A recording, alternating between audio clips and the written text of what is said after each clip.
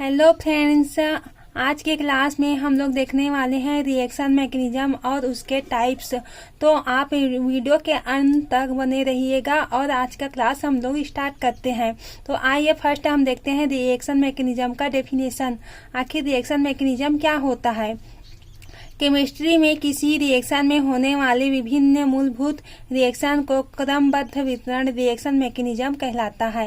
यानी केमिस्ट्री में रिएक्शन में होने वाले जो मूलभूत रिएक्शन होता है उसी का क्रमबद्ध जो वितरण होता है या डिस्ट्रीब्यूशन होता है उसी को हम लोग रिएक्शन मैकेनिज्म कहते हैं। Types of reaction mechanism. अब आइए देखते हैं रिएक्शन मैकेनिज्म के टाइप्स। सब्स्टिट्यूशन रिएक्शन वह अभिक्रिया जिसमें किसी कंपाउंड के किसी एटम या ग्रुप के स्थान पर दूसरा एटम या ग्रुप आ जाता है। इसमें कंपाउंड का एटम दूसरे एटम या ग्रुप से इस प्रकार रिप्लेसमेंट होता है कि कंपाउंड के आंतरिक रचना में कोई परिवर्तन नहीं होता है। सब्स्टिट्यूशन रिएक्शन क्या होता है, ये कहा गया है डेफिनेशन में कि जिसमें किसी भी कंपाउंड के एटम या ग्रुप के स्थान पर कोई दूसरा एटम या ग्रुप आ जाता है और उस कंपाउंड में एटम या दूसरे एटम या ग्रुप से इस प्रकार रिप्लेसमेंट होता है कि कंपाउंड के जो आंतरिक या इंटरनल स्ट्रक्चर में कोई भी चेंजेस नहीं आता है। उसी को हम लोग क्या बोलते हैं, सब्स्टिट्यूशन रिएक्शन कहते हैं। इसका जो एग्जाम्पल होता है जैसे कि होता है CH4 प्लस Cl2। क्या होता है इसमें CH4 का इसमें जो एक H है वो बाहर निकल जाता है Cl के को लेकर, तो ये HCl जो कि लिविंग ग्रुप होता है और CH3 और Cl आकर के अटैच हो जाता है, इसको न्यूक्लियोफाइल की तरह बिहेव करता है। तो अब देखते हैं हम लोग हैलोजनीकरण, नाइट्रीकरण, ये सब इसका एग्जाम्पल है। जैसे कि हैलोजिनेशन है, नाइट्रेशन है, सल्फोनेशन इत्यादि, इस सब ही क्रिया के मुख्य एग्जाम्पल होता है। यह क्रिया फ्री रेडिकल इलेक्ट्रोफाइल या न्यूक्लियोफाइल की तरह के द्वारा होता है, जो एल्केन और एरोमेटिक हाइड्रोकार्बन इस प्रकार की अभिक्रिया प्रदर्शित करते हैं। जो फर्स्ट इसका टाइप है टाइप्स ऑफ रिएक्शन में, वो फर्स्ट टाइप है फ्री रेडिकल सब्स्टिट्यूशन रिएक्शन। तो अब देखते हैं कि फ्री रेडिकल सब्स्टिट्यूशन रिएक्शन क्या होता है। एल्केनों का हैलोजिनेशन फ्री रेडिकल मैकेनिज्म द्वारा होता है। जो एल्केन होता है फ्रेंड्स वही फ्री रेडिकल मैकेनिज्म प्रदर्शित करते हैं। जैसे कि एग्जांपल में हम लोग देखते हैं कि Cl में अगर यहाँ पर CH4 है तो यहाँ पर का Cl और यहाँ पर का एक H निकल जाता है यहाँ से HCl बनकर, और यहाँ पर से CH3 तो CH3 में एक फ्री रेडिकल आ जाता है। फ्री रेडिकल मीन्स एक इलेक्ट्रॉन प्रेजेंट होता है, इसी को हम लोग फ्री रेडिकल कहते हैं।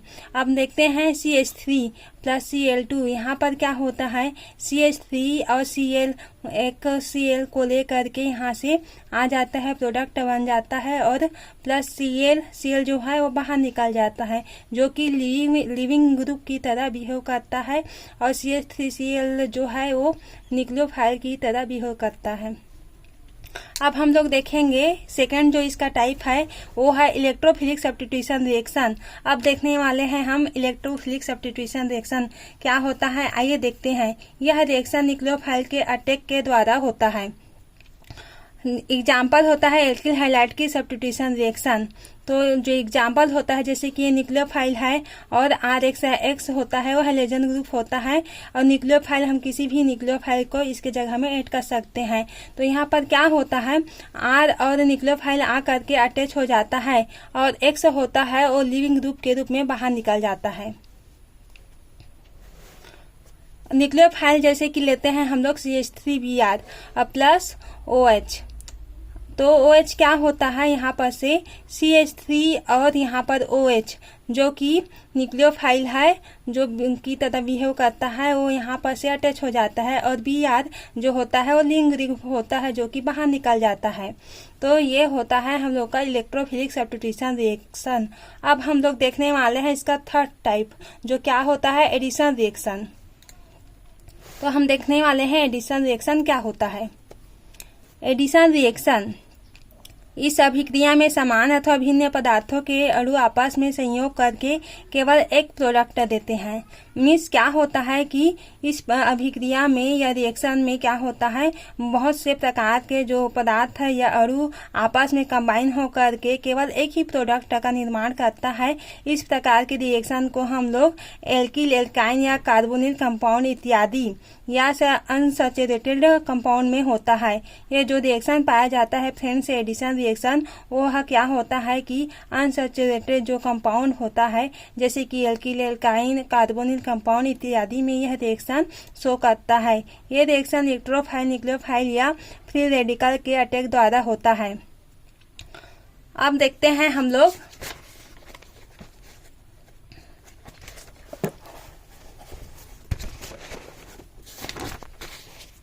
इलेक्ट्रोफिलिक एडिशन रिएक्शन का जो होता है वो एग्जाम्पल देखेंगे कि क्या होता है। इसके एग्जाम्पल से समझेंगे कि इलेक्ट्रोफिलिक एडिशन रिएक्शन में कैसे इस जो एटम होते हैं एक दूसरे में कंबाइन होते हैं।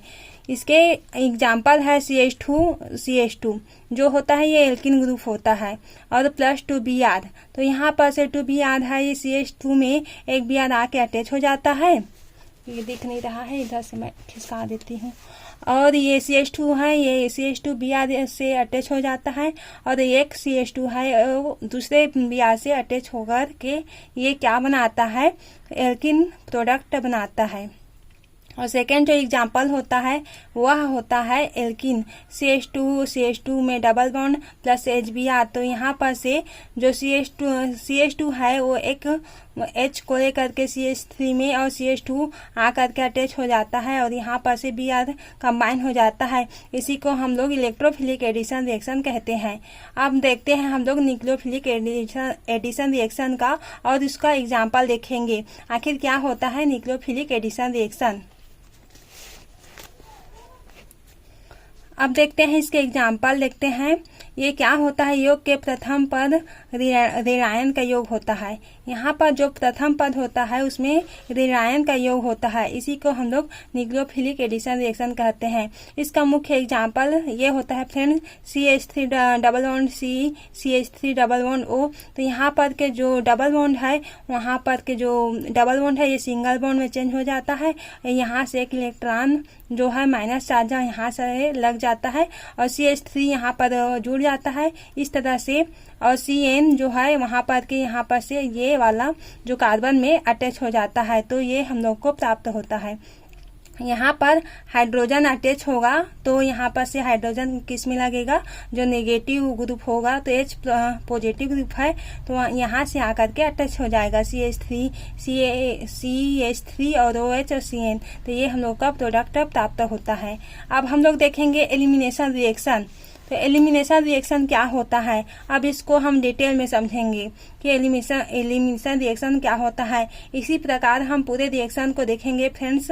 कृपया करके ये वीडियो के एंड तक जुड़े रहें और अपना नोट्स बनाते रहें। तो एलिमिनेशन रिएक्शन क्या होता है, वह रिएक्शन जिसमें किसी मॉलिक्यूल में दो एटम या ग्रुप विलोपित हो जाते हैं, अर्थात निकल जाते हैं, और एक इंटरनल बॉन्ड बन जाता है।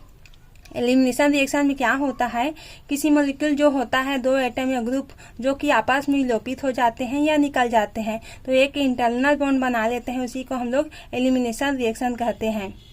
यहाँ पर जो होता है ये होता है ETC, एल्कोहल का अम्ल उत्प्रेरक निर्जलन तथा एल्किल हैलाइडों का क्षारक उत्प्रेरित विहाइड्रोजनीकरण, इसका ये एग्जाम्पल होता है। यहाँ पर से जो होता है R जो X और R है, यहाँ पर से लिविंग ग्रुप के रूप में बाहर निकल जाता है और एक एल्किन प्रोडक्ट बनाता है। और हम लोग देखते हैं कि A क्या होता है, एल्कोहल का अम्ल उत्प्रेरित निर्जलन। इसका जो मुख्य एग्जाम्पल होता है ये है CH3CH2OH। यहाँ पर H2SO4 जो कि सल्फ्यूरिक एसिड होता है जो उत्प्रेरक के रूप में काम करता है। इसको कैटेलिस्ट भी बोलते हैं फ्रेंड्स। इसका जो हिंदी होता है वो नाम लेने में थोड़ा सा डिफिकल्ट होता है। तो यहाँ पर से क्या होता है कि CH3CH2OH, यहाँ पर से CH2CH2 ये एल्किन प्रोडक्ट बन जाता है, और यहाँ पर से जो OH और यहाँ पर का जो H आकर के बाहर निकल जाता है। और यहाँ पर से जो B है वो सेकेंड एग्जाम्पल है एल्किल हैलाइड का बेसिक कैटेलिस्ट विहाइड्रोजनीकरण। यहाँ पर CH3 CH2Cl प्लस KOH। यहाँ पर CH3 जो होता है CH2 CH2 एल्किन प्रोडक्ट बनाता है और KCl यहाँ पर से KCl होता है वो लिविंग ग्रुप के रूप में बाहर निकल जाता है। अब हम लोग देखने वाले हैं मॉलिक्यूलर रीअरेंजमेंट। फ्रेंड्स, आज का हम लोग इस वीडियो में पूरा जितना भी रिएक्शन है, रिएक्शन मैकेनिज्म में, उसको डिटेल में पढ़ेंगे और ये पूरा नोट्स कवर हो जाएगा आज ही की क्लास में। पूरा तो कवर नहीं होगा लेकिन आधा कवर पूरी तरीके से हो जाएगा। तो हम लोग देखने वाले हैं मॉलिक्यूलर रीअरेंजमेंट। अब देखते हैं वह अभिक्रिया जिसमें कोई देखते हैं दिख नहीं रहा है यहाँ पर से, वह अभिक्रिया जिसमें कोई एटम या ग्रुप मॉलिक्यूल के अंदर ही एक एटम से या दूसरे एटम पर अभिगमन कर जाता है। मॉलिक्यूलर रीअरेंजमेंट क्या होता है फ्रेंड्स? मतलब मॉलिक्यूल को जमाना, रीअरेंजमेंट करना, यही होता है मॉलिक्यूलर रीअरेंजमेंट। इसके शब्दों से ही हम लोग को पता चल रहा है कि मॉलिक्यूल का रीअरेंजमेंट करना होता है, या एक एटम से दूसरे एटम में उसको अभिगमन कर जाता है या कर जाता है, कोई भी एटम होता है वो। उसका मेन एग्जाम्पल होता है 2,2-डाइमेथिल ब्यूटेन।